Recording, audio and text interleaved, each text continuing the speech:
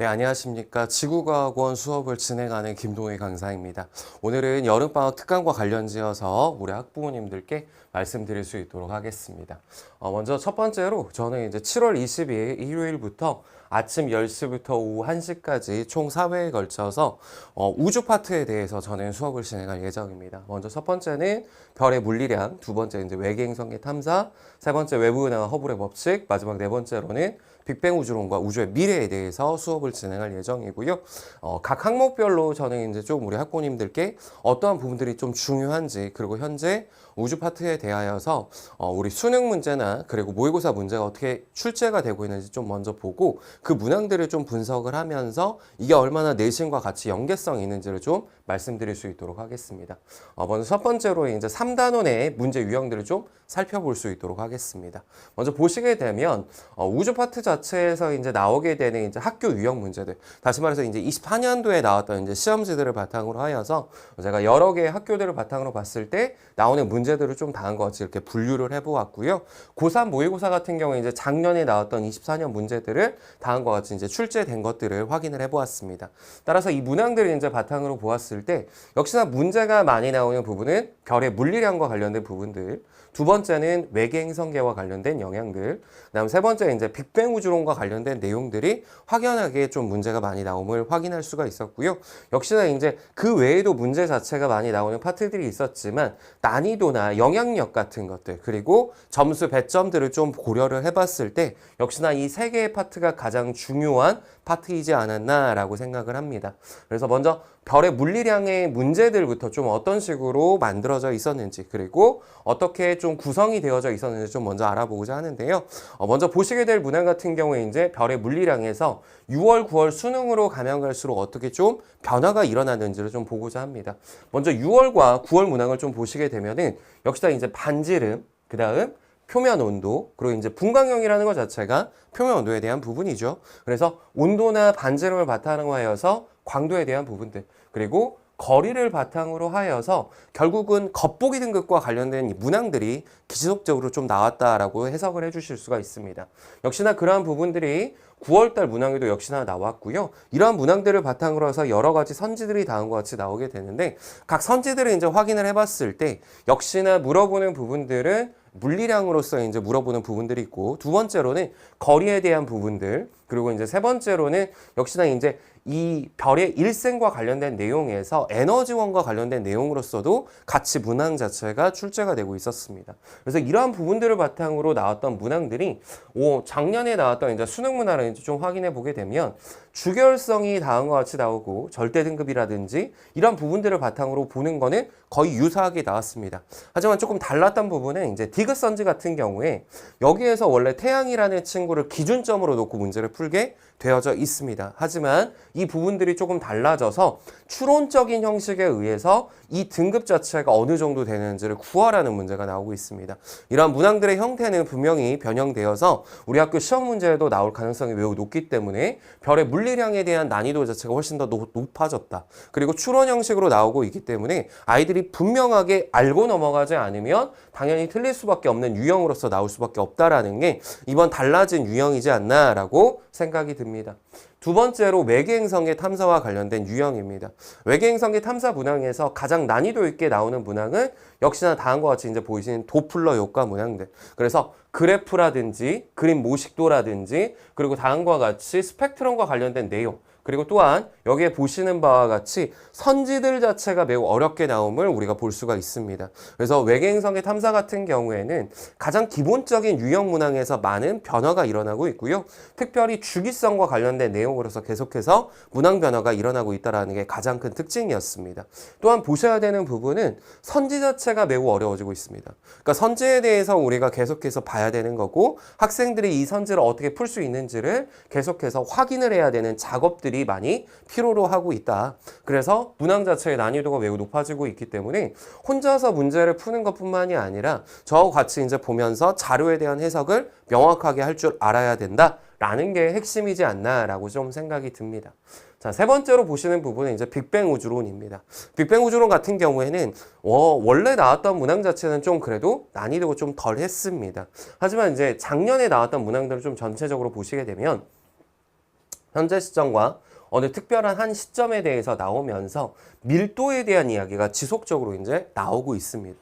그래서 밀도 자체에 대한 내용이 나오다 보니 우주의 크기에 대한 내용이 계속해서 나오고 있고요. 반지름과 관련된 내용, 부피에 관련된 내용으로서 우리가 좀 변화시켜서 볼 필요가 있다.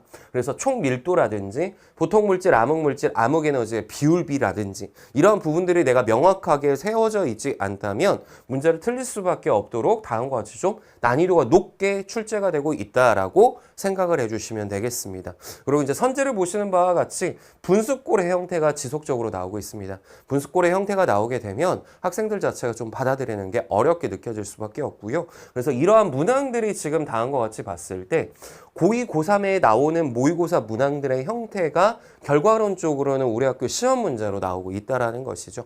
그렇기 때문에 모의고사 문항과 이 문항들을 어떻게 풀어야 되는지 내가 어느 정도의 이렇게 페이스 자체가 있어야 된다는 겁니다. 그래서 순서대로 내가 풀 수 있는 능력들이 필요하다라는 사실들을 다시 한번 볼 수가 있었고요. 이런 유형 분석들을 통하여서 우리가 나오는 것들은 이 문제들을 이제 바라볼 때 내가 여러 번에 걸쳐서 좀 반복해서 바라봐야지 이 문제들이 좀 쉽게 그래도 풀리지 않을까라고 해석을 할 수 있지 않을까 싶습니다.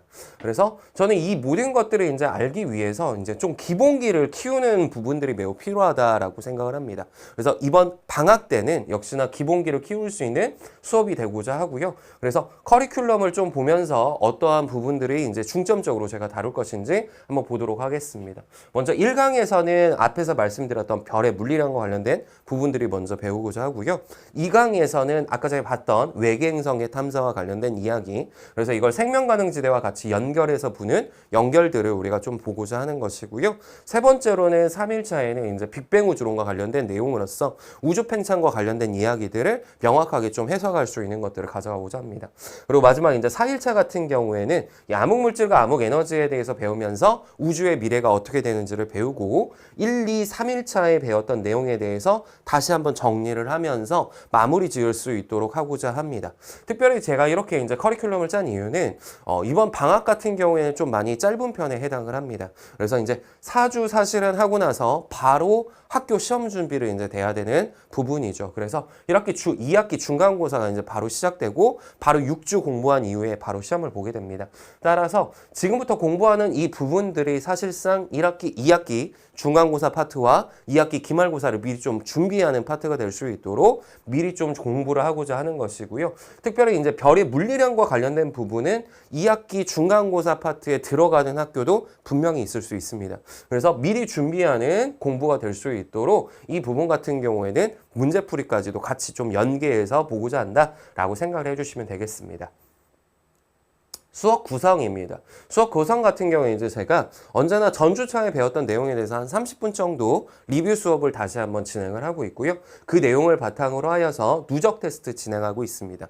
누적 테스트 같은 경우에는 20문항에서 25문항으로 제가 구성을 하고 있는데 핵심 유형들은 지속적으로 좀 봐야 된다고 생각을 합니다. 또한 5단 문항 같은 경우에는 반드시 틀렸던 문항은 또 틀릴 수밖에 없다고 저는 생각을 해서 계속해서 누적하여서 계속해서 시험 문제 보고 있다라는 거 생각을 해주시면 되겠고요. 두 번의 수업을 통하여서 이제 내용들을 볼 것인데 첫 번째 수업 시간에는 어려운 단원에 대해서 개념 정리하는 거, 두 번째 수업을 할 때는 개념 내용을 다시 한번 반복을 하면서 PPT로 내용들을 다시 한번 정리할 수 있도록 하겠습니다.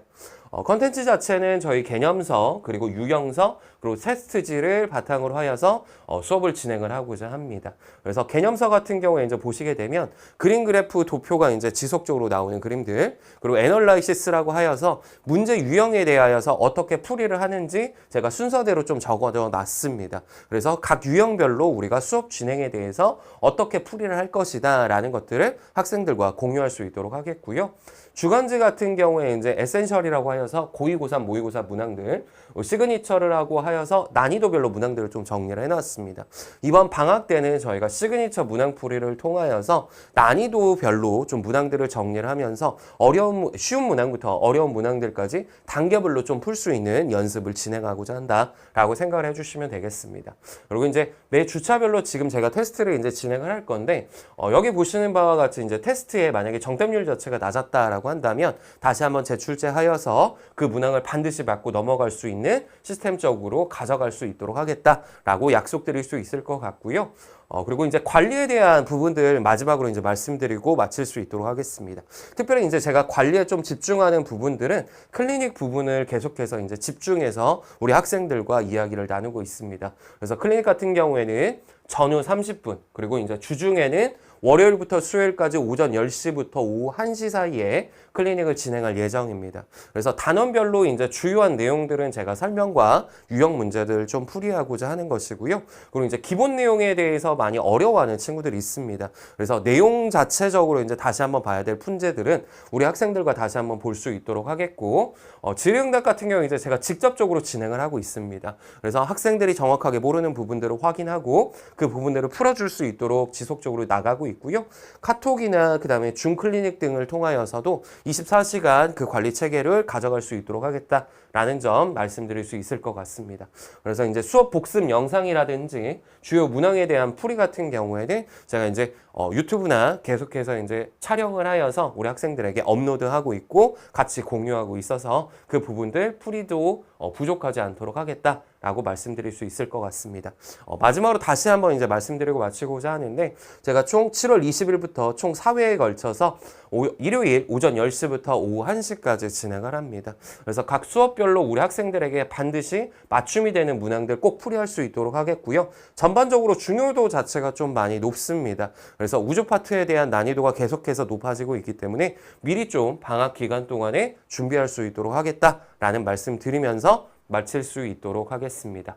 지금까지 들어주셔서 너무 감사하고요.